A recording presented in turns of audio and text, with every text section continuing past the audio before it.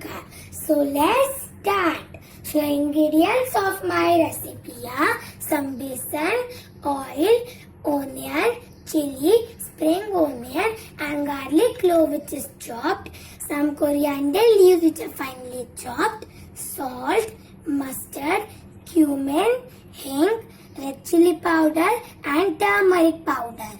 So let's start. Now take a pan and add 1 to 2 tablespoons of oil. Then add half tablespoon of mustard seeds. With that, half tablespoon of cumin seeds. I added the cumin seeds and now we are going to mix it properly and cook them until they are aromatic. Everything is aromatic and now I am going to add some chilies which are chopped.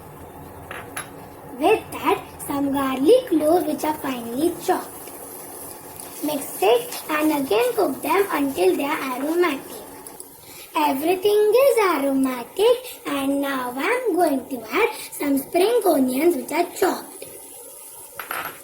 With that, some onions which are chopped. Mix it and cook them until the onions are golden brown. The onions are golden brown and now I am going to add different types of spices.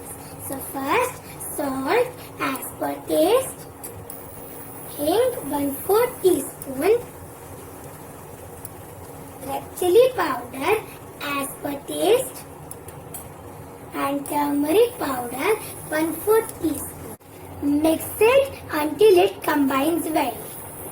Everything has combined well and now I am going to add some besan in it. Mix it and roast it for 5 minutes on medium flame. The besan has roasted properly and now I am going to add half glass of water in it. Mix it properly. I mixed it properly and now I am going to cover it with a lid and steam it for 5 minutes. After 5 minutes, the zunka has cooked and finally I am going to add some finely chopped coriander leaves.